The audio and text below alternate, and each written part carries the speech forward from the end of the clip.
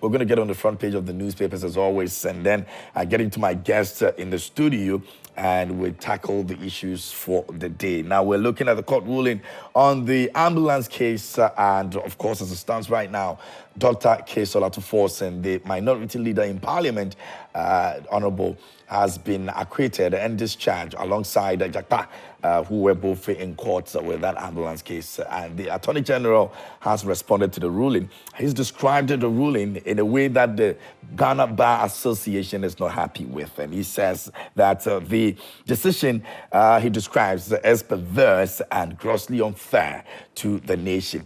This has come under criticisms by the Ghana Bar Association. We're going to take a look at that also here on this very segment. The Affirmative Action Bill has been passed into law, and we're looking forward to the president assenting to that. So it's finally takes off. What it means for women in this country, we're going to be looking at that also here on the show. So let me begin with the front page of the various newspapers, and then I come back introduce my guest to you, and then you can also share your thought with us here on the show. Let us know what you think, and WhatsApp line is very active. You can go there and drop your messages. We're streaming live on Facebook, so you can also share your thoughts with us. What do you make of the ruling of the Court of Appeal? You remember that it started from the High Court and it went into the Court of Appeal. Now the Attorney General is still insisting that it's going to go on to the apex court of the country to make sure justice or accountability is given. Now we're going to be looking at that issue here on the show. Now, on the front page of Daily Graphic, which of course is the one that I'm starting with, and says that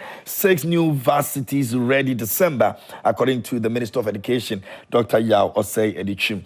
And also, Ministry launches app call center to fix defective roads. That's also the Minister of Roads and Highways, Francis Asansobuachi, speaking on that. You can grab a copy of the Daily Graphic and read about it. Afio Makin proposes plan to tackle plastic waste. And it says the big story over here, to force Jakpa freed AG to appeal. That's also captured on the front page of the Daily Graphic. The back page, we have Poultry Project first batch ready for markets. That's also on the back page of the Daily Graphic this morning.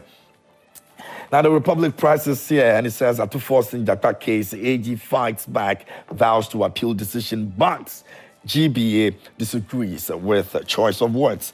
And Xavier Kuze, who is also the public relations officer for the Ghana Bar Association, spoke yesterday about it, and he says that it is quite unfortunate that the one who supersedes on the affairs of the lawyers in this country would speak the way he did, responding to the issue of the court ruling on the Jakpa and Forson case. We'll look at that also somewhere in our conversation this morning as well. Now, Eastern Region activation hits Upper Menya Krobo as Brian Champion leads on the judiciary bashing as he praises fair-minded judges. He also responded to the court ruling yesterday. And some people believe that he's one person who has always spoken against the judgments or the court's judiciary in this country. So going back and praising them isn't something that they find a bit interesting. Now, Liberian IGP praises Dampare, and he says that he's an example to other police service across the African continent. And Free SHS is President Akufo-Addo's brainchild. No Chimpe Fatima to Abubakar fires Mahama. That's the Republic Press of this morning. The Daily Dispatch is here, and it says the 46 promises Mahama made before 2012 elections but did not fulfill after winning. You trust him? There's a big question mark over there. And the Daily Dispatch has the details of that. Now, you are an example of good leadership. Liberia's IGP to Ghana's IGP, Dr. Dampare. The both of them have been captured on the front page of the newspaper, the Daily Dispatch. You can read about it when you grab a copy. And that will be the front page. And so, yeah, and pretty much what the Daily Dispatch is reporting today. And so we get into the main issues that we have this morning.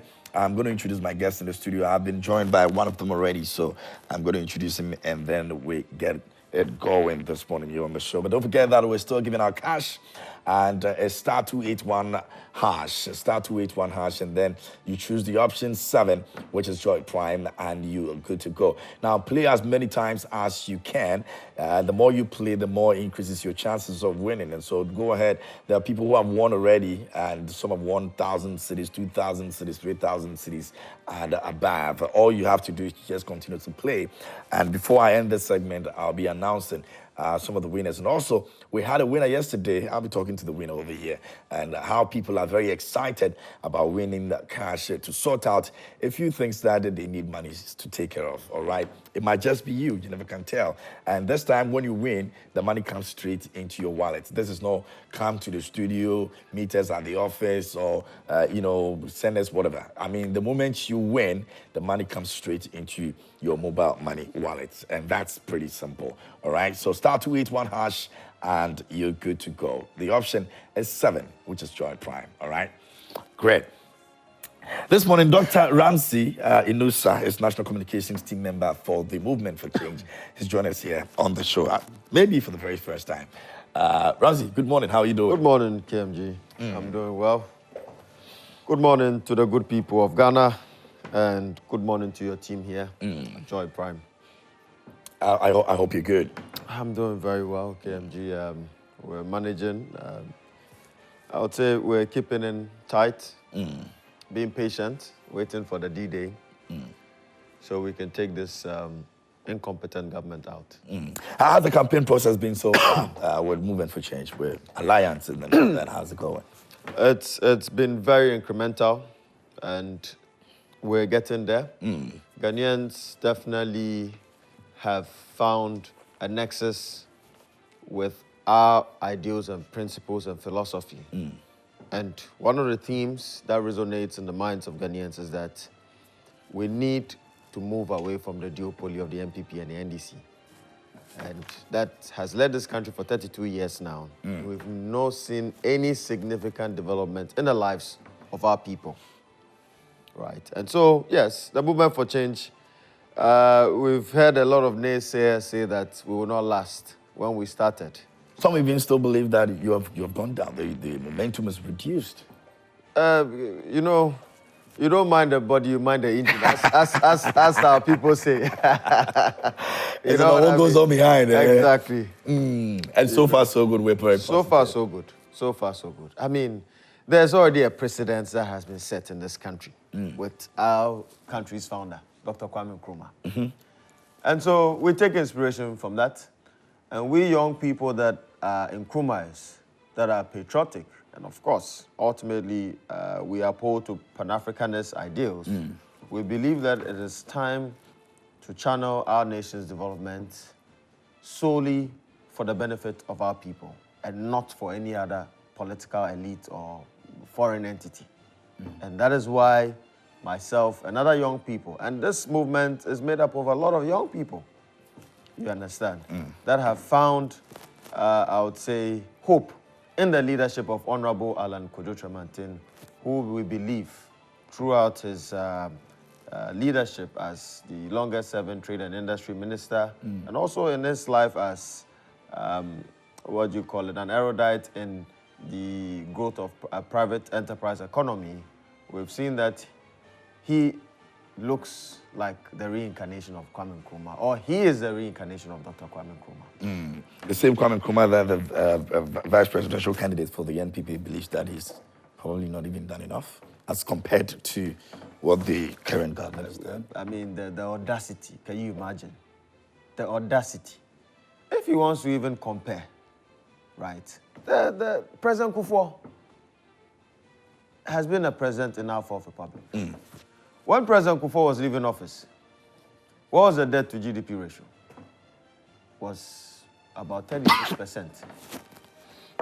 Today, what is our current debt to GDP ratio? They haven't cooked in the books. It's over 100%. What is the current inflation rate? When Alhaji Baumia was brought into the scene, he wasn't even an MPP member, right? Talk of even a politician.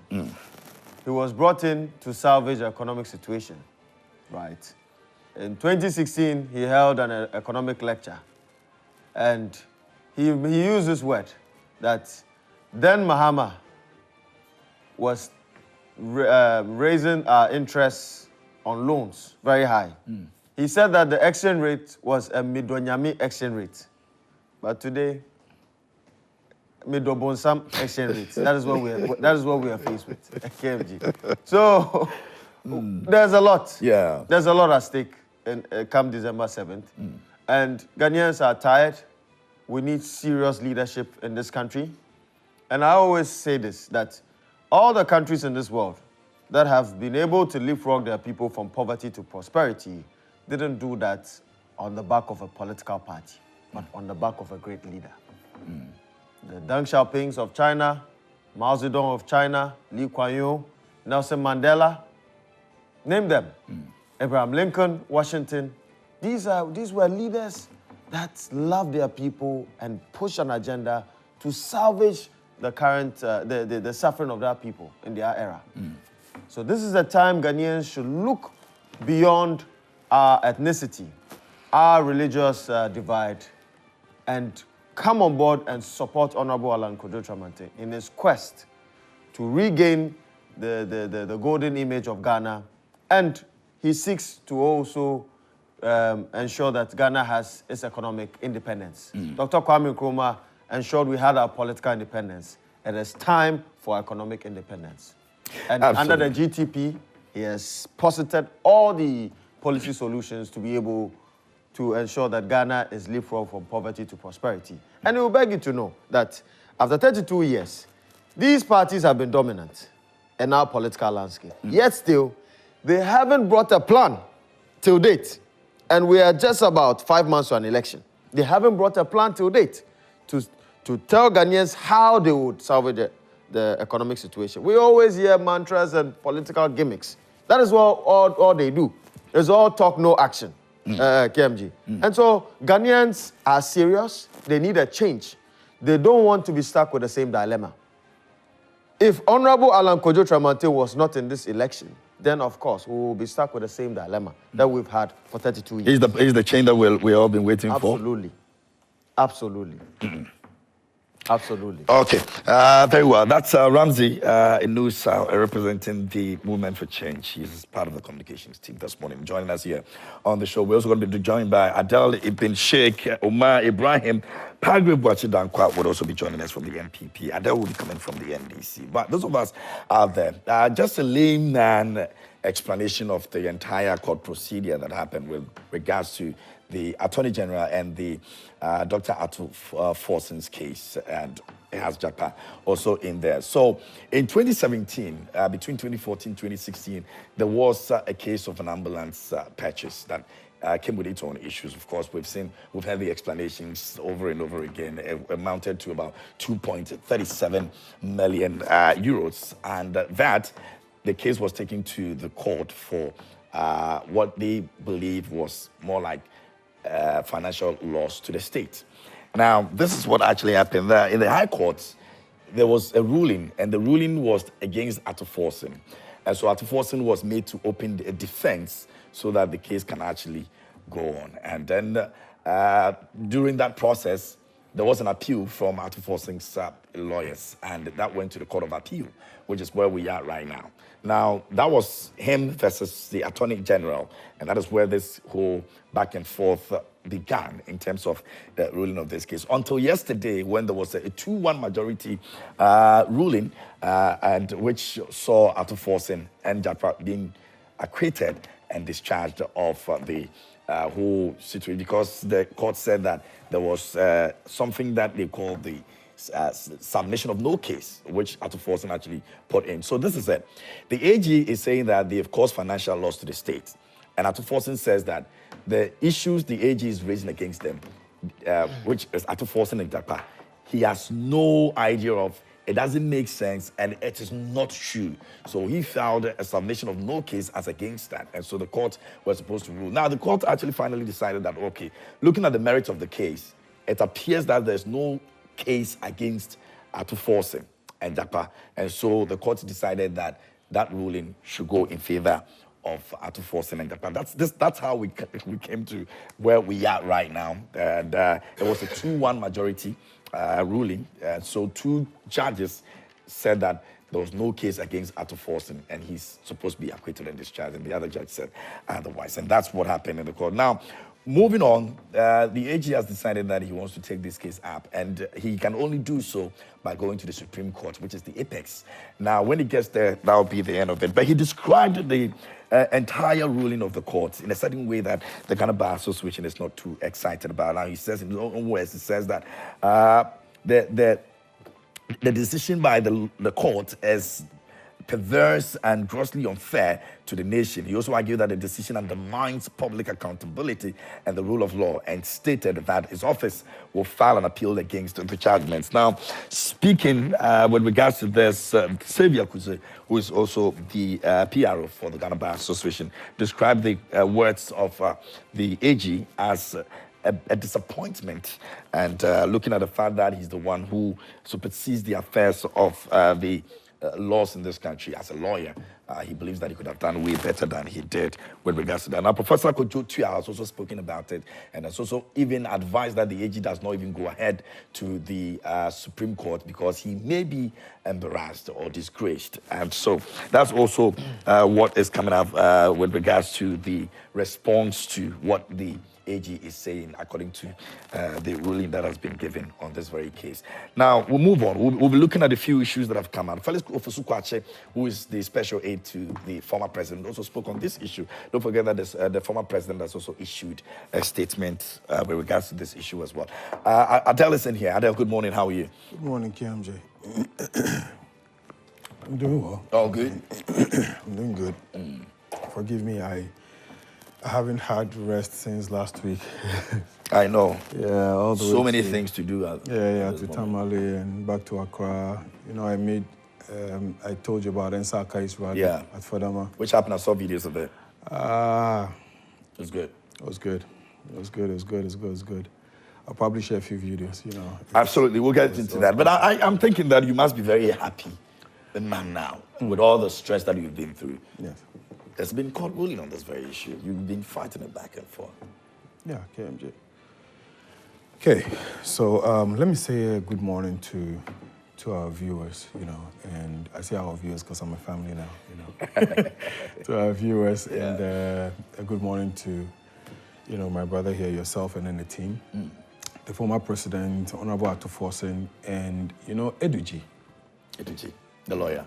The name Eduji basically means, you know, the victorious, you know, like, the name stays victorious. And this morning, I just want to say to him that, you know, for a moment yesterday, I was thinking to myself, I was like, maybe I should cause some trouble, you know? And Energy will be there in court to support me. he probably will say, well, that he was just slightly ill, you know, let's go test him and see, you know. So look, Energy, you know, all hearts, you know, like, hearts out to you, and thank you for what you're doing. Now, Kay, how do you describe, let me tell you a story, yeah? And then let me hear what you have to say about it. So some years back, about 4 or 5 years ago, something happened in Agbogboshi here. My cousin happened to be a witness to what happened. His name is Safwan Al-Hassan. You know, I've missed him. You know, he's been out of the place for a while, like as in out of town for a while. Now, Safwan narrates to me that there was an incident where a cell phone, a YAM cell phone, got missing. And everybody was looking for the cell phone, like everybody was looking for a cell phone. And then the one person that has always been involved, you know, come around and go, come around, pay a visit. Everybody else was like, okay, yo, we suspect it is this guy. So immediately, they called him, asked him, the guy fumbled a little, he kind of panicked, and that was it. Everybody jumped on him. There was one particular guy who kept championing the course. You know, let's beat him, they beat him to pump. Everything ended, everybody went to bed. The following morning, they were all sitting down, having, you know, getting ready to have breakfast and all of that.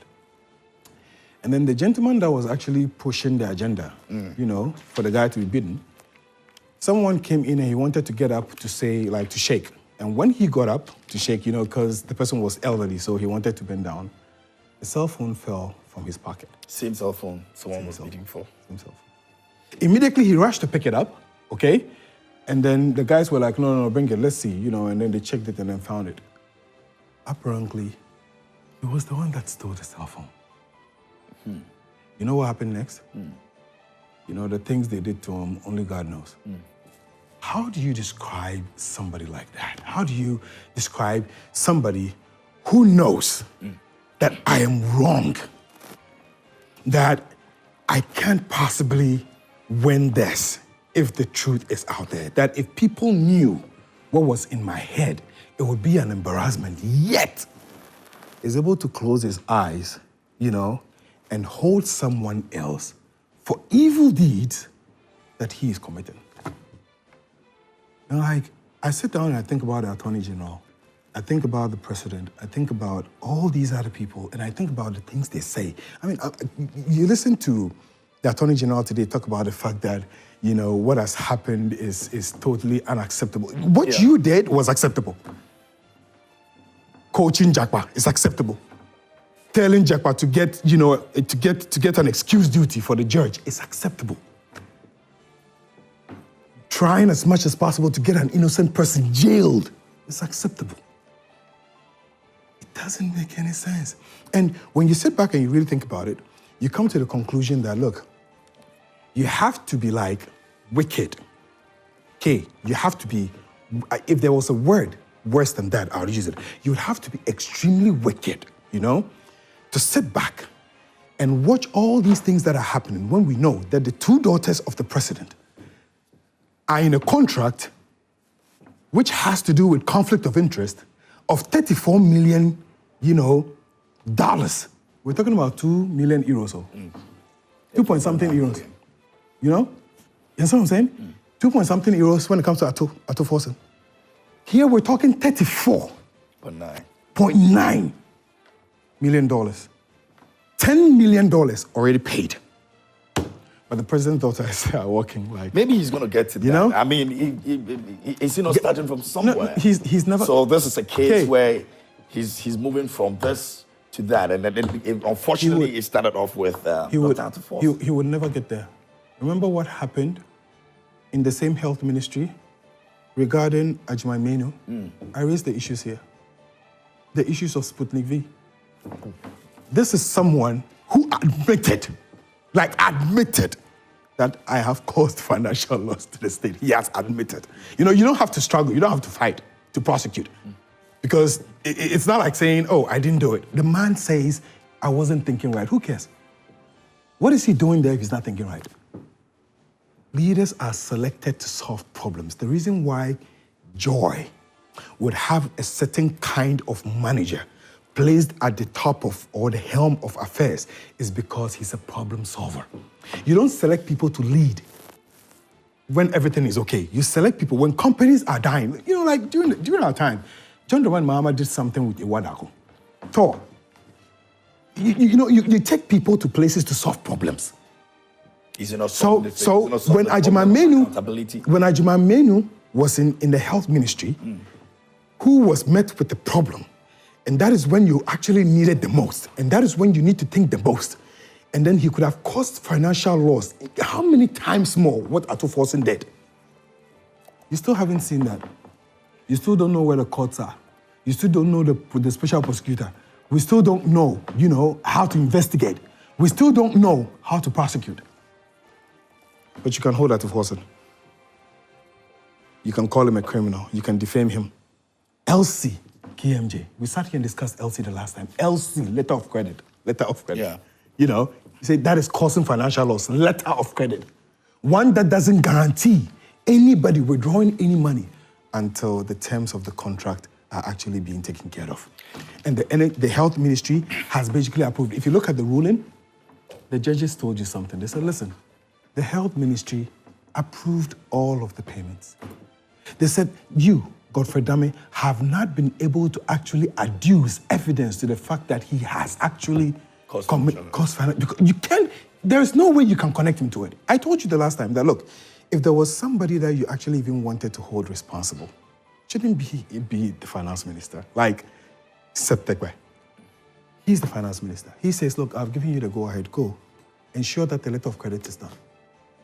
The seal that is required for that letter of credit to be valid is the finance minister Jakpa's seal. But Forson doesn't have a seal. It was given to him, he used it. He signed on behalf signed for. Who do you hold responsible? If you really, really say someone is causing financial loss, let's even assume that the letter of credit is enough to actually hold someone for causing financial loss.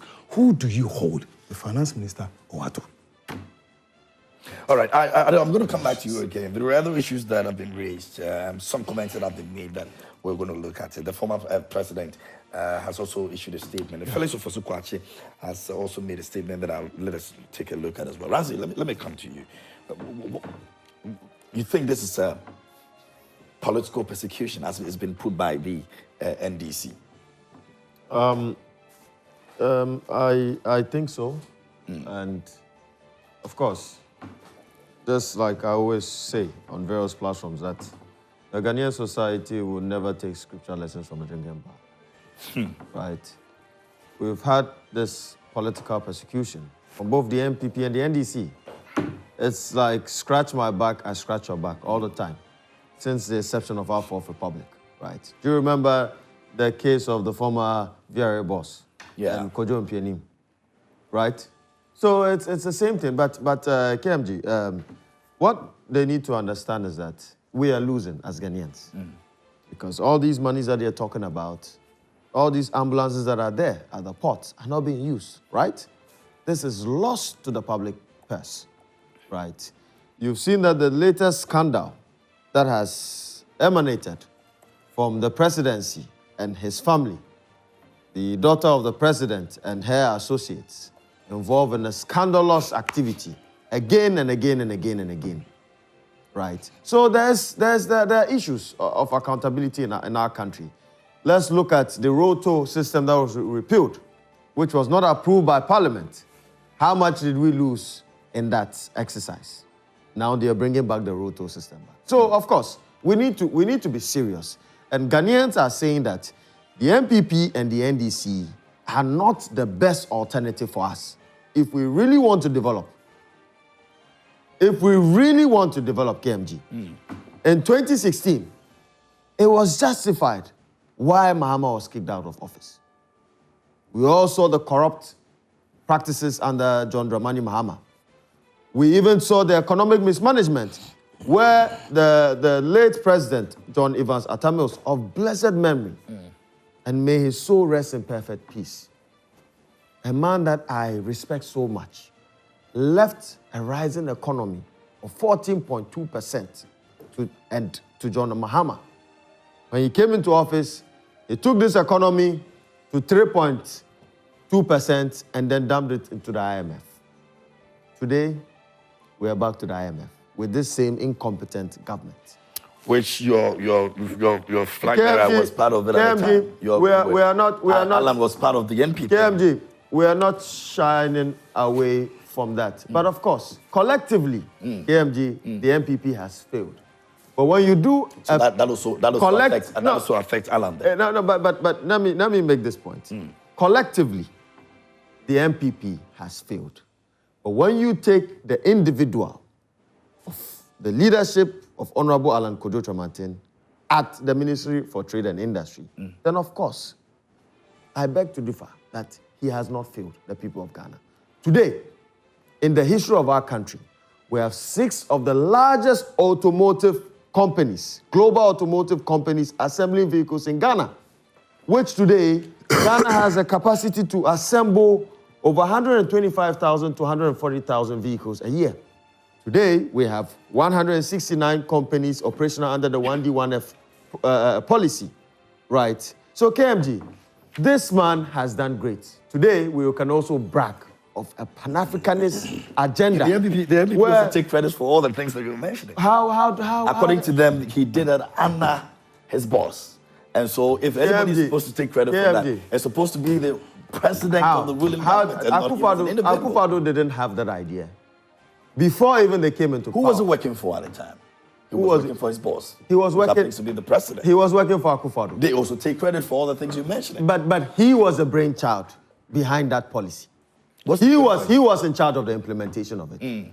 Have you seen? But it has to still go through the council. Have you they seen? have to still decide on whether what you're bringing on board means anything to the country or of course, not. that even vindicates my point that they realized that he was an erudite in this field. They took inspiration from that. They gave him the mandate. Even before the NPP came into power, Akufo-Addo always touted him as his trade and industry minister when he comes into power. So that is significant. When he was given the mandate, he delivered. Right? No corrupt scandal against him. Clean as a whistle. So Alan will champion accountability like what the absolutely. Attorney General is doing right now. And if you look at the GTP, right, you see, we always talk about corruption. But it will beg you to know that the Constitution does not really define what corruption is. Right? It's a very ambiguous definition stipulated in globally, I mean. Yes, it's very ambiguous. Right?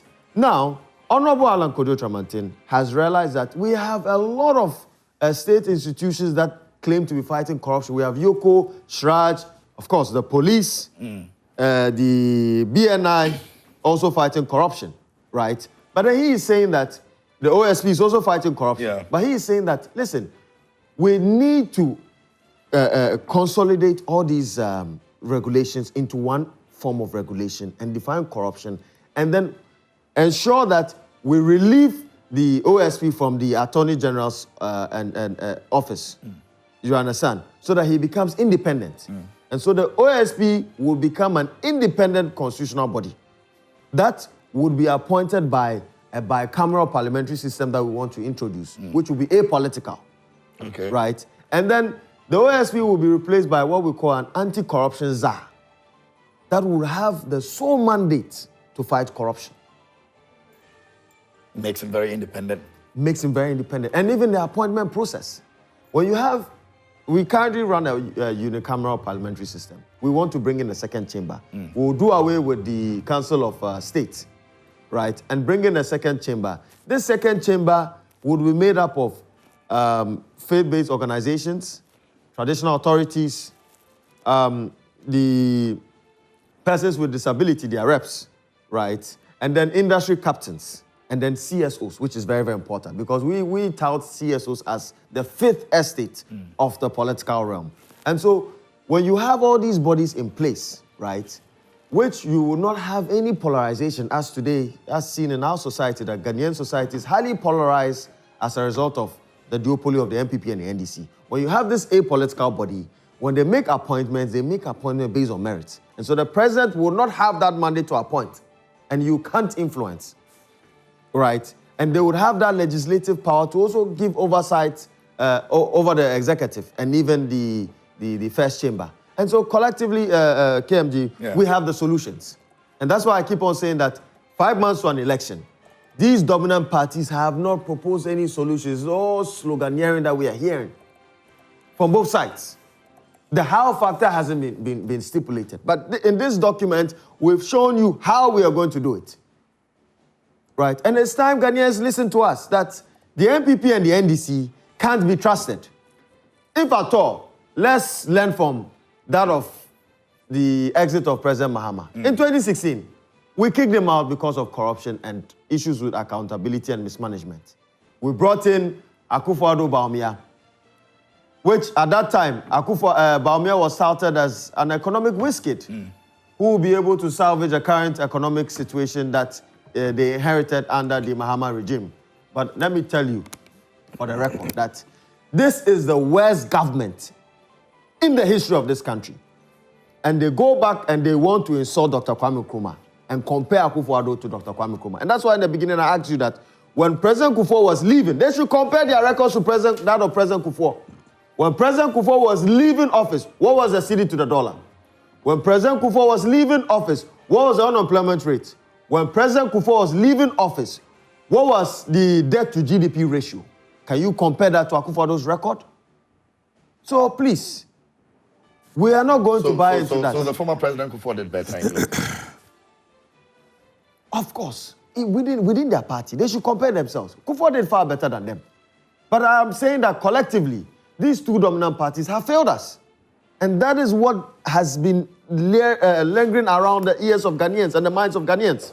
that these two dominant parties have not lived up to expectations. And we know that for a fact. Okay. Today, if you look at the Afrobarometer report, 77% of Ghanaians think that we are leading to the wrong direction. We are being led into the wrong direction by this sycophantic, kakistocratic government of Nana and Baumia. They know, and it's clear, right? If you also look at the perception for democracy, right, it is declining and is the lowest in our history. And so these are issues, KMG. And this is time. Ghanaians must rally behind somebody who is an independent-minded person, who is a collectivist and who is a true patriot of this land that cares about the people and has the merit and has the credibility to deliver. Very well. If you just joined us here on the show, this news flash is proudly brought to you by Franco Trading Enterprise. Still phone Papa Path here. We're excited to have them support us. Don't forget that you need your phones. You need Samsung, iPhone, Nokia. The place to get the quality one is Franco Trading Enterprise. We're giving you some refrigerators as well. We're selling CCTV cameras, just so you're able to monitor your houses, your offices, your shops when you are not around. A lot of things happen when you are not around, and you need to know. Anytime, anywhere, you can monitor. It's very simple. All you need to do is to just grab one for yourself, and you're good to go. We're selling television screens. We're selling refrigerators as well. Now, give us a call on 0555-939-3111 and speak to us. It's Franco Trading Enterprise. Still, phones, Papa Pafi, and this morning we're grateful to Franco Trading Enterprise. Now, don't forget, you can also get some money for yourself this morning by simply playing. Quick Cash is here with us, and it's going to be here with us for a long time. Now, all you have to do is to just dial *281# and you begin to play. The option 7 is Joy Prime, and that's where you need to go because you tune in this morning. Right from this moment till 9:45, we're going to ensure that we give some monies to you out there. So just stay with us and ensure that you're playing.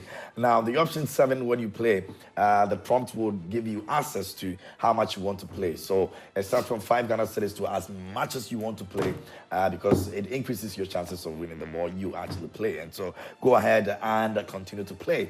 Like I said, yesterday we had a winner. I'll be talking to the winner here on the show. And yesterday, some people also want some money as well. We spoke to some of them who were, going to use the money to pay some bills and all. You never can tell where that money that you need to sort that serious issue out is going to be coming from. So please do go ahead and play and make sure that you're playing as many times as you can. It increases your chances of actually becoming a winner, all right? I'm going to be getting some messages from our viewers, but if you just joined us, we're talking about the issue of the Forson, Honorable Forson and Jakpa case with the AG, which has been ruled yesterday. The High Court began this, and then it went to the Court of Appeal, where the Court of Appeal yesterday actually said there was a no case, and it was a 2-1 majority win for the Honorable. And so we're going to be getting into the messages that we have. Okay, all right, there we go. So we have got one over here. This one says, good morning to you. One of the key measures the government can take is to provide financial support in the form of grants, loans, or tax incentives to help entrepreneurs access the capital they need to start or expand their businesses. This will allow them to invest in research and development, marketing, and hiring employees, which are essential for growth. Additionally, the government can establish incubators and accelerators to provide mentorship, networking opportunities, and business development support to help entrepreneurs navigate the challenges of starting a new venture. Aaron Bakoko Komisa sent in that one from Accra. Let me go to the next one over here. It says, is it the same Akufo-Addo that our forefathers told us about? A great lawyer, human rights lawyer, and great politician? Chia, giving inflated contracts to his daughters, whilst one is painting under bridges, the other daughter is a mechanic. No wonder Nanado didn't want Oforiatta out of the finance ministry. Shame. Patrick in Accra sent in that. Let me go to the next one over here, and it says, good morning to everyone. The next NDC government, the youth in Ghana, will have a breath. His Excellency John Dramani Mahama will bring back the toll booth. We will remove the COVID-19 taxes, and we will remove the sanitary pad taxes. The next NDC government will find jobs for the youth. Each student in free SHS will get a tablet for learning. Good morning to MP for Keta. Abochi Philip from Keta sent in that as well. This one here says, good morning, KMJ. Please tell the NPP man sitting there that NABCO trainees are pleading for. They are arrears owned and not yet settled by the president. Please tell your boss, President Nana Akufo-Addo and Bawumia, to pay our arrears. It's been a long time overdue.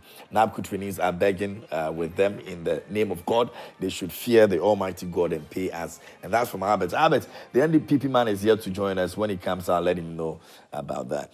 Good morning, KMJ. Today, opposition, NDC, and former President Mahama are happy for a court ruling, and then now they say they trust the judiciary. And a few months ago, they were on the neck of the judiciary and vilifying the judges and blaming executive interference. Now they should be prepared to accept any future ruling. The leadership of the NDC are diabolic and untrustworthy. Dr. Bawumia and Napo, Dr. Napo is the best pair who are full of hope for the teeming youth Ghanaians. That's coming from Basayi, Komla Mafias, Jasikan Municipality. Esutabi sent him that one. Good morning, KMJ. Good morning to Dr. Grace Ayensu Dankwa, incoming MP for the soap making training and health screening. She's doing in Sikado Ketan constituency. We say thank you. Your reward awaits you come 2024 election. And JDM is the one we Ghanaians can trust and reset the country for the future to build on from Albert and Kojo Krum, Sikado Ketan. Meshach Asante at Amasaman says, thank God the appeal court is the Court of Appeal. It's not the appeal court, it's the Court of Appeal. The Court of Appeal has thrown out the political persecution case against Honorable Forson because it was clear from day one that there was no merit in the case, but the government decided to jail him for political reasons. Godfrey Odame should bow down his head in shame. Greetings to Sedem Afenyo, incoming MP Amasaman. Thanks, Meshach, for sending in that one as well. Good morning, KMJ. The eggs we see on the faces of the AG and his surrogates just because of their penchant for using persecution of innocent people to justify the existence as a government. No single persecution will see the light of day because the people of this country are following the issues keenly. Rami Hassan in Tema sent in that. This one will be Mens Samajidis from Bechem, Toronto. And he says, my regards to the Honorable Charles Akwesi Esiedu, incoming MP for Tano South constituency. I'm so excited to see Omar Adele in your studio this morning. He will dissect and elaborate on the fixed match that has been exposed by Richard Jakpa in court. We thank God Honorable Forson has been acquitted and discharged. Godfrey Dame has failed woefully and his evil plans have been exposed by lawyer Aduji Kujo Tamaklo. Now, Richard Jakpa and the judge, innocent people would have been jailed by now due to someone's selfish interest. It's so sad. That's Mensa Majid sending in that one as well. Let me go to Tamale and see who is there. Konsi Gariba from Tamale says, good morning, KMJ. If Ghanaians are serious and don't have short memory, as Mr. Mahama said, no Ghanaian will contemplate voting for Mr. Mahama and the NDC party again after failing to fulfill the 46 promises made to Ghanaians, including the promise to build a new theater in Kumasi by President Mahama. Wickedly and shamefully referring to someone promised as a liar when you couldn't fulfill the 46 promises you made to Ghanaians. Never again will the dishonesty win the NDC power again. It's possible for doctor and doctor. Alaji Hamza in Pig Farm says, good morning, my brother. Truth be told, Dr. Dame has finally succeeded in bringing shame to himself, to his family, to the NPP party, and for that matter, Ghana as a whole. This can only happen in Ghana. If this were to happen in developing countries, the AG will have been sacked. Now, sacked from his office for a long time because he's not fit to be in that office. The AG should remember he's also the Minister of Justice for the whole country and not for NPP party. Ambulances are imported into the country of origin without the medical equipment. Medical equipment are always imported separately. And as we speak, the medical equipment were imported into the country since 2017. But this government refused to clear them simply because of the evil plans. They manage the country like Ponzi scheme. Good morning, Mr. Host and your panelists. In Ghanaian culture, it is normal for our former president to address his citizens using his left hand throughout the speech. That show respect to we Ghanaians. That depicts the arrogance in him. Is he trying to disrespect us as Ghanaians? If I may ask, we have a problem with this right hand. Does he have a problem with his right hand, you mean to ask? I don't believe that, though, because he used it for the change sign. Ghanaian need a response. So let nobody compare us to with the European countries, because we are asking questions based on our rich culture. That's by TK Mpibiani. Let me go to this one over here, and it says that Oyibo Boatin from Narabihi, it says the AG should forget about the ambulance case and should focus on MPP's vision of breaking the 8. This issue won't add anything to Dr. Baumia's chance of breaking the 8. Dr. Baumia deserves to lead. Indeed, it is possible. Greetings to Honorable Amwa Ewuku, MCE Achuma Awia Amwabiaja South, and to Shelley Che Tiwa, incoming MP for Achuma Amwabiaja. Okay, this one says that, dear host, it's a very long one. I'm glad Godfred Dame, the Attorney General, has met his Waterloo in the case of Forson's trial, the minority leader. Now, those the courts want to kill first, make them go mad. Chinio Achibe. It is better to free 99 criminals than to imprison an innocent person. Injustice anywhere is a threat to justice everywhere. Abraham Lincoln. Now, the fly that will not be cleared from the corpse follows the corpse to the grave.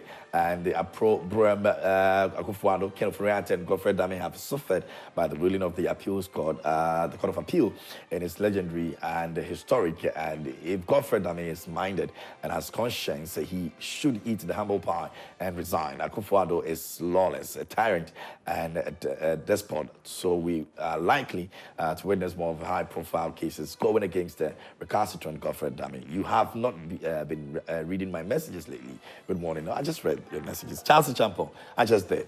I'm sorry if I have not been doing so. Forgive me. KMJ, in fact, the Attorney General is an apology of the leader of the bar. How on earth could someone like him denigrate the bar like he did? Anyway, I can understand him. He should come to Samik Jemfi's chamber for some tutelage. That's Honorable Sibal Assam, Zongo Caucus Coordinator, Lower Manye constituency. Okay, I'll do the last one. There are a few more that are coming through. I'll do the last one, then we'll go on. I'll come back again. This one says, good morning, KMJ. I won the quick cash yesterday ahead of Kiss Me. Richard Zuma, please call me to testify. All right, Richard, we're going to call you very soon. I'm excited that you're notifying us about your wins yesterday. We're going to be doing this for the longest, so those of you out there who are, worried about not winning and all that, please don't worry. We're doing this for a very long time. All you need to do is to make sure that you're playing every single day.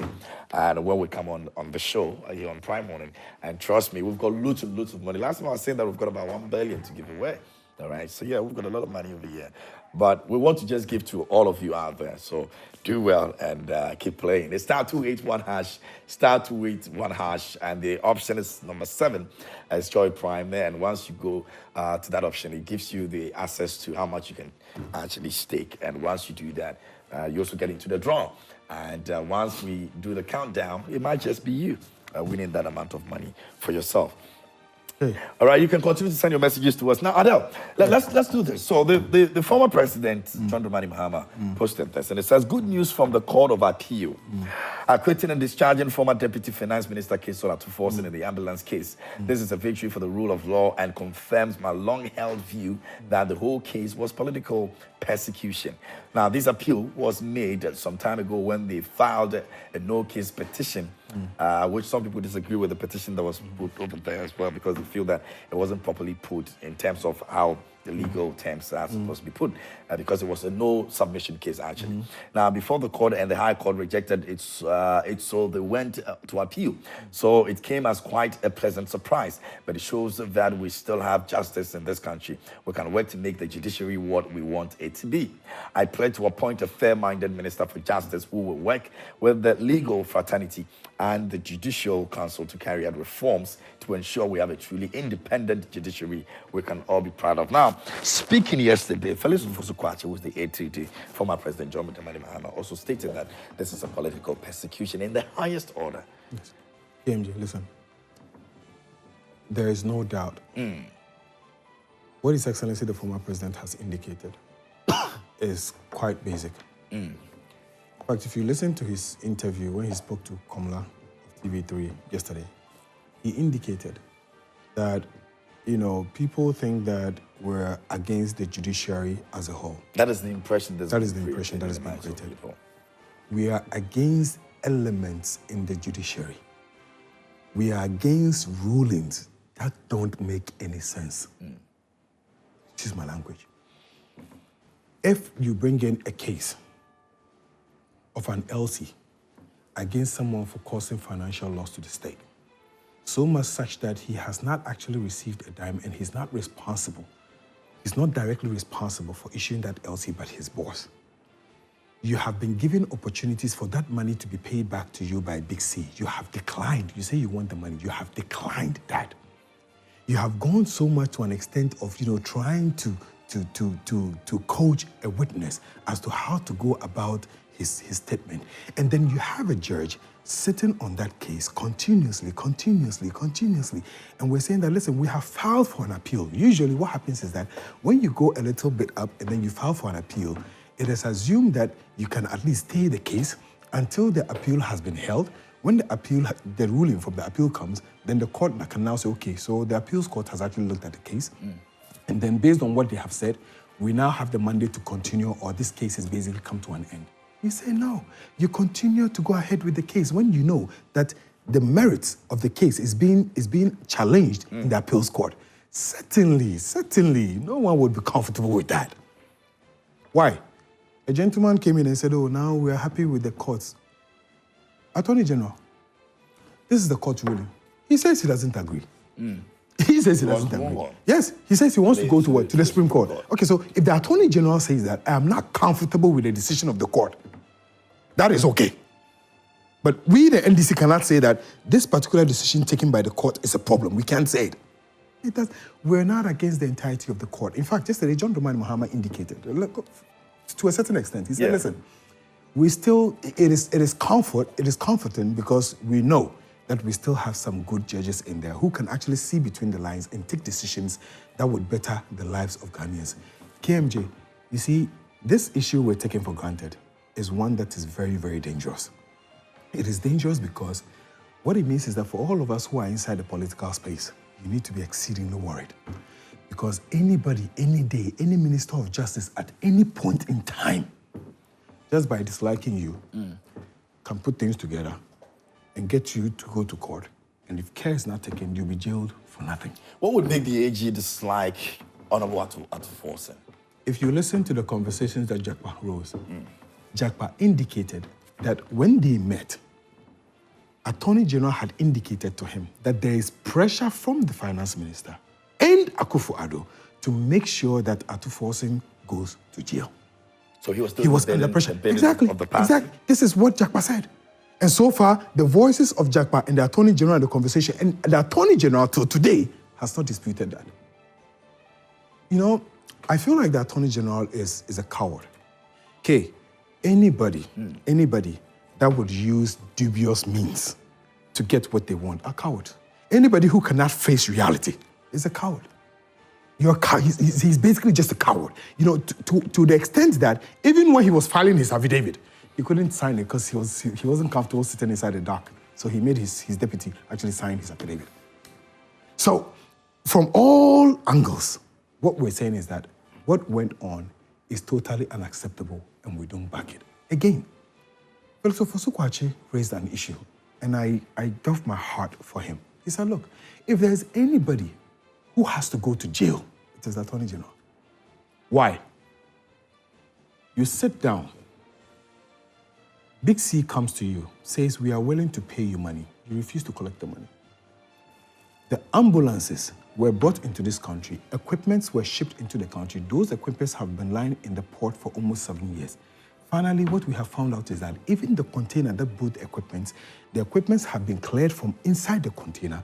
Those containers are back in China being used, and people are actually back in Dubai being used, basically.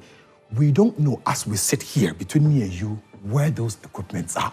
You have not installed those equipments inside the ambulances. You have left the ambulances to rot for 7 years. If the NDC comes to government, and we go and we check those ambulances, and we're not able to find those equipments, who has to go to jail? It doesn't make any sense. In conclusion... It will be the same accountability path. No, listen. Accountability path. On the fact the same accountability path that the AG is fighting. Yes. No. What we're saying is that on any day, if the Attorney General is right and has a case and he goes to court and there are merits of the case, why not? Under the NDC, someone raised the issue of corruption. My brother raised the issue of corruption. Yeah. And I get worried when people who are disappointed try as much as possible to equate the NDC to the MPP. KMJ, look, our worst CPI in corruption continues to be their best. Our worst. Do you know why? Because you see, corruption in itself can only be eliminated when you're seen fighting corruption. So what happened during the time of NDC? I keep telling you that John Dramani Mahama is the one person who actually tried to solve corruption from the intention stage. Remember what happened with Victoria Hammer? She thought, she was just thinking. He said, go and sit at home. Remember Jifatiwo? Abu Gapele? Yeah. You know, so when he was actually seen fighting corruption, the assumption is that, you know, he's corrupt. How is it that someone who is sacking his ministers and telling them to go and sit in the house, someone who is asking his ministers to come back and pay to the state monies that had gone to places that he felt was unacceptable? How is that? John Dramani Mahama never at any point in time intervened with the Minister of Justice at any point in time or the Attorney General at any point in time on any case that had gone to court. Look at these ambulances, KMG, Mercedes-Benz. They've been lying down for 7 years. So look at the Ponzi scheme Quick Kwatin keeps talking about. You come into government, there's a contract to supply this number of ambulances, which would have gone to actually solve the issue of one constituency, one ambulance. One constituency, one ambulance. The president comes into power together with his people, the Attorney General and everybody. They decide that, oh, this contract, look at it. It looks very lucrative. We can actually make some money. Let's drop this case. Let's hold Forson for it. Let's now sign a new contract and bring in our own ambulances. Then you leave this online now. It doesn't make any sense. And now you're awarding $34.9 million for servicing and spare parts. Alan Chairman team, look, I try as much as possible to avoid any conversation of Alan. But I keep telling my people from the Afafanto, listen, you guys are coming from a group of people who have basically tortured us for 7 years. Certainly, when you want to speak about a former president, have a little bit of respect for the former president. Because the things that you said, including Alan, about John Dramani Mahama, I am excited to hear my brother sit here today and say that the worst government ever is the Akufo-Addo's government. But some years back, that was not what you were saying. You said John Dramani Mahama was that one person that didn't even need, that opportunity. This is what you're saying. And you can still sit here, even after concluding that John Dramani Mahama obviously didn't do what this government is currently doing. Didn't do what Baumia is currently doing. Alan sat in that team in cabinet, my brother, for 7 years. Alan was part of that team for 7 years. We were being murdered, we were being killed, our monies were being looted, Paul Lugo was going on, Skytrain was going on. Alan was sitting, he was watching 7 years.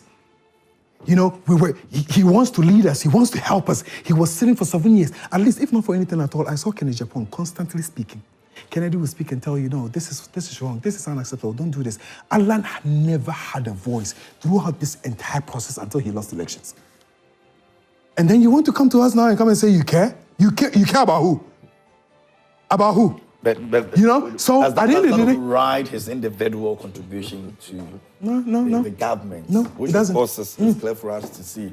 KMJ, let me ask you something. Let me ask you something. What is the use of one district, one factory? What was the purpose of one district, one factory, and then one village, one dam, and one, and all of that? What was the essence?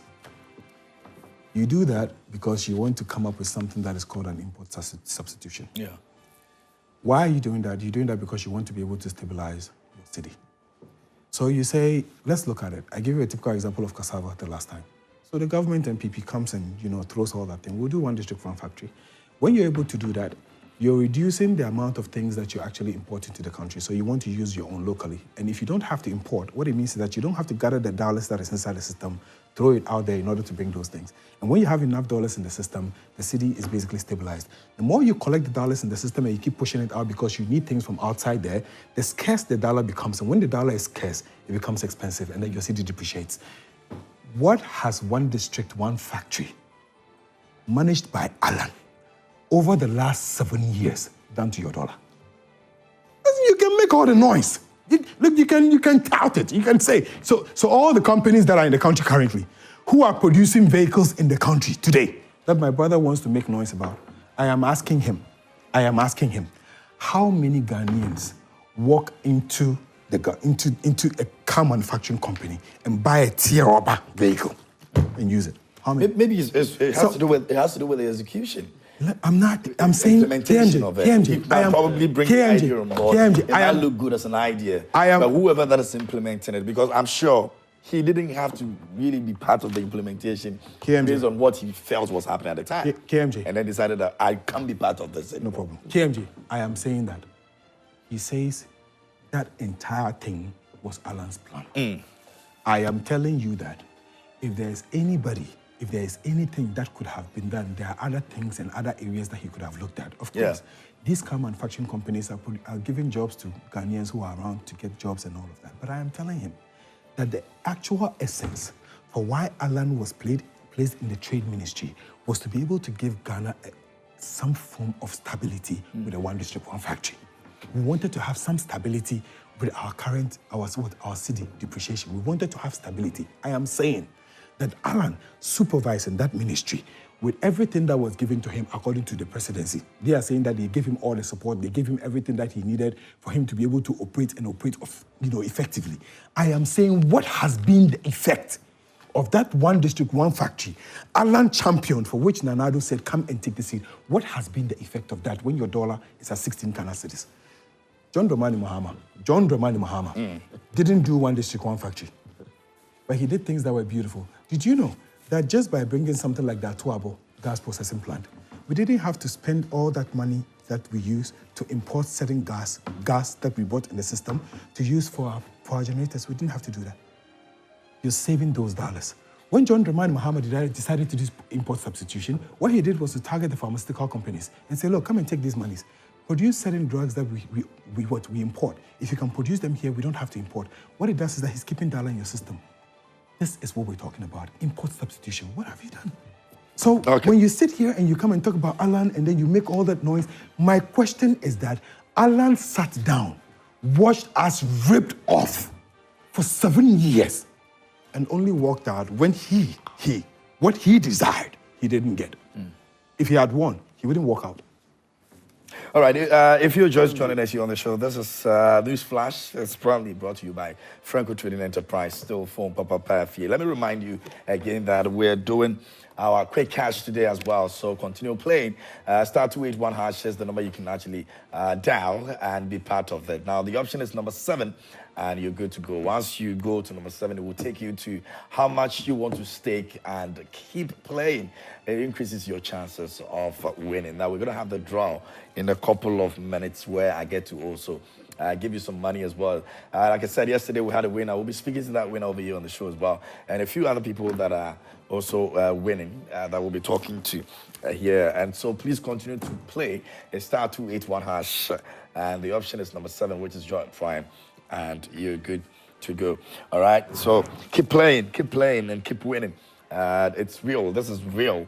And when you win, the money comes straight into your wallet, your Momo wallet. This one, it's not come here and collect the money or anything like that. Once you win, the money comes straight into, and it doesn't even take 1 second.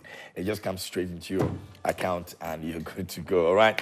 That's what it is. Now, this afternoon, changes will be happening. 1 p.m., Rosalind Fellow will be sitting down with a guest, and there will be women here in the studio, and what a good way to actually, enjoy or celebrate this entire affirmative bill that has been passed. And so make sure that you tune in at 1 p.m. Rosalind Fellow will be on with the women. They'll be discussing a lot of issues, including menopause. All right, so please do well to stay. We're talking about women in politics as well, and it's something that you don't want to miss at 1 p.m. Family Arena is also coming. If you've got a family, if you're excited about the family, now there's a game that we're going to be playing. Lexus Bill has got you. There's going to be so many things that we'll be doing on that show. And so do well to also tune in. It's Family Arena. And we've already started the entries. You can just go to our social media pages, all of our channels here at the Multimedia Group.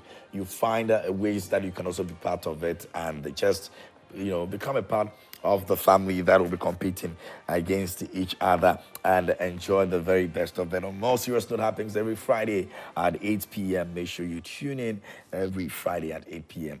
and have a good time with that. Now, Bishop Tertiary, we're having the auditions in August. We're coming to the Northern Region. That's where we'll be starting from. So all the people in Northern Region, if you're in tertiary institution and you've got what it takes to cook very well, stay longer in the kitchen, this is your show. And so please just hold on tight for us. The Northern Region, well, we know that you love us. You've always been here with us and all, but this time around, we're starting off from your region. And so look forward to the auditions. Yes, you owe me. Northern Region. In August, we're going to begin. So please do well and be a part of it. I think. No, I'm going to get to you. I'm going to get you, Ramsey. No doubt. And you owe me 4 minutes. I'll do my. Yes, we'll do it. I'll talk to my viewers today. I'll talk to the youth today, and then I have shared a video with Sheila. I pray that we're able to basically just. For the project over the week. For the program. Okay, so I'm going to take Ramsey's take, and then I'll go for some messages. No problem. And then we'll come back. We'll also try and do the affirmative bill that has been passed, Certainly. the affirmative action bill that has been passed into law before we wrap up on the show. Certainly. Ramsey, Keamji, you disagree? My brother here talks as if Ghanaians have short memory. Or John Dramani Mahama just came into the scenes quite recently. We're talking about a duopoly. He should get that for a fact. We're talking about 32 years of this Fourth Republic that has been dominated by the MPP and the NDC. And we've not seen any significant development in the lives of Ghanaians. He mentioned something that Honorable Alan Kojo Tramantin sat down and watched this current government sink this economy. I don't know if he's privy to the data as far as budgetary allocation is concerned to the Ministry for Trade and Industry. If you look at the monies he received as Minister for Alan. Trade and... That's Alan, Okay. yes. Minister for Trade and Industry. As compared to NAPCO, the budget allocated to NAPCO of 2.2 billion cedis. He received little over 400 million Ghana cedis under the 1D1F policy. He was able to establish factories, and we have, like I said, we have over 169 factories operational. He mentioned what has this 1D1F project done to imports and what do you call import substitution and also export. Under the Africa Continental Free Trade Area, which is one of the brainchild of Honorable Alan Kojo Tramantin, we're exporting to neighboring African countries under that enclave through 1D1F. Is it making the right impact we're looking to have? KMG. Because at the end of the day, it comes down to the impact that KMG. it makes for the country. Are we seeing that impact? KMG. Yes, it was a good initiative, KMG. the African Free Trade. It's a good initiative, but has it given us the impact that we really want to see? Gradually, incrementally, it is. That is why I said in my statement that collectively, the MPP government has failed. But when you take the individual, now he made mention of the automotive policy, that is it a case that everybody goes to the number of cars that have been manufactured in the country? About 4,700 cars have been assembled. Is it making the impact we want to see? It is making an impact. But what is the vision of that policy, KMG? But that vision has been truncated because he's not there. It hasn't been truncated. It hasn't been. He has to come to power to continue with that vision. It hasn't. What is the impact that vision KMG, is making? Listen to me. I'm with you. I'm just asking if he made a statement, and he should tell me which entity, which erudite in the NDC regime has been able to achieve what Honorable Alan Kojo Tramantin has achieved as a minister, not a vice president or even a president. You are talking about somebody who has been a vice president, has been a president, and took this economy to the IMF, a rising economy from 14% to 3.2% to the IMF. He's also going to tout his achievements in the area of health, in the area of roads. It doesn't have that. KMG, those records collectively, it should reflect in your gross domestic product. The governance system, the economic governance should reflect in your GDP and your ability to create jobs. Let me go back to the automotive policy. Today, Honorable Alan Kojo Tramantin has been able to achieve this feat, right?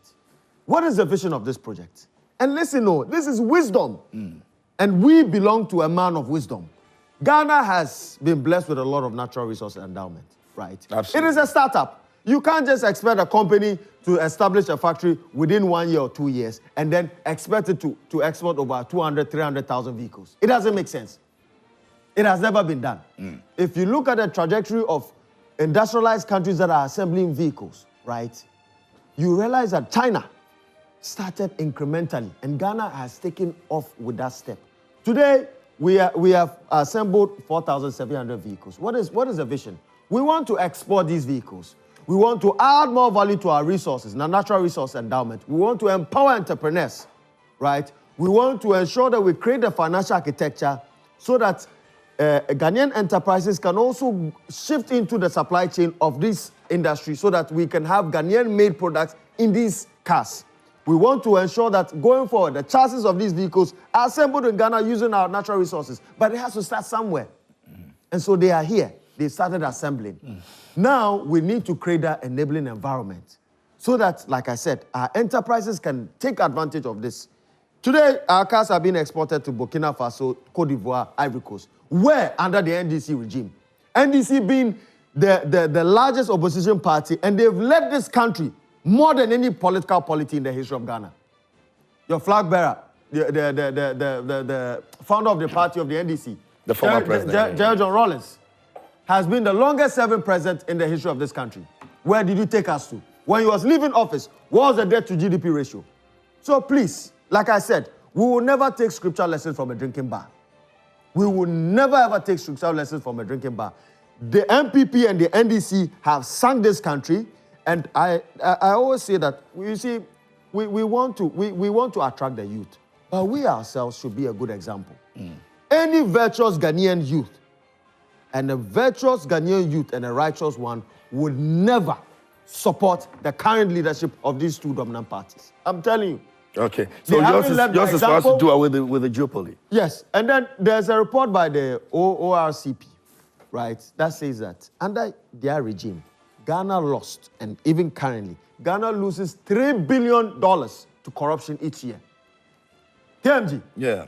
Ghana loses $3 billion to corruption each year under the ORCP report. And then he talked about what has Alan done in the field of digitalization. Honorable Alan Kojo Tremantin was able to establish a partnership between Ghana Link and the Unipass, which today we have ICOMS. And in less than 3 months after the implementation of ICOMS, the revenue of our ports shot up from 12 billion to 18 billion Ghana cedis. That is phenomenal, which your flag bearer failed to do.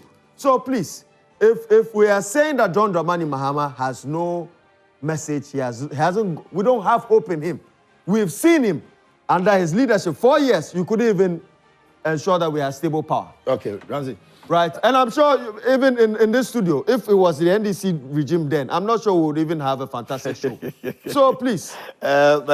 The changes of political parties have never affected our work over here in this studio. We're very No, I'm talking about the power. We always have backup. We always have a backup. It will never affect anything we do over here. Now, good morning, KMJ. NPP never again, never again. Ghanaians are suffering, and this government doesn't care about what we are going through. NPP never again. Jerry Agbedo, Gulf City, Tema sent in that. Let me go to this one over here. It says that both Baumia and Mahama must prove to citizens of this country that they merit the position of the presidential seat. The NDC can equally add their 7 members of parliament proposed by the minority leader of parliament at Forson, making the number 8. So Dr. Mahmoud Baumia can face all of them at a go. This shows how knowledgeable DMB indeed he possesses competency at the highest level, and he's the best person to be Ghana's next president. Inshallah, it is possible. Abdulaziz Jimbani sent in that one.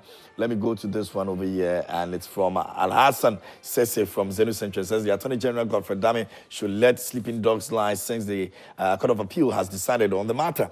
Any further attempt to appeal the case will confirm that he, the Attorney General Godfred Dame, has personal hatred against Honorable Ato Forson. Now, Sami Buachi, as Mankas says, you people can sit there in your comfort zone and spew lies and propaganda. The good people of Ghana have already made up their minds and voted massively for Dr. Bawumia Apo and MPP to break the 8 and protect the free SHS. And remember that the work they ground and election are won at the polling stations. Dr. Bawumia is the next president of Ghana, and it is possible. Regards to Honorable Charles Champion, the MP for Asman and Frank Siedu Bakwin at aka Protosia. All right, let me go over here, and it says that JM and the NDC will always be the number one choice in the upcoming elections. The AG is an embarrassment. He hasn't won even one case for Ghana. I encourage all Ghanaians to accept the 24-hour economy for jobs and the Women's Bank for our mothers to help the home. Watching you live from Oti region, Dambai. All right, those are some messages on WhatsApp. Maybe I'll get some few messages on Facebook as well. And I think I've read this one from Sami Buachi. It says that, okay, I've read this one already. Mensa Majid also came through with this. I think I've read that also as well. Let me see if indeed I've done that already. Okay, so this one says, good morning, KMJ. Richard the Zuma. Okay, I think I've also read that as well. We're going to give you a call to send your testimony to us. I think I've read all of those ones on our WhatsApp page as well. So most of you send it to us on our WhatsApp when you send it to us on Facebook, which is good. We may just take it from any of those sites and deal with it.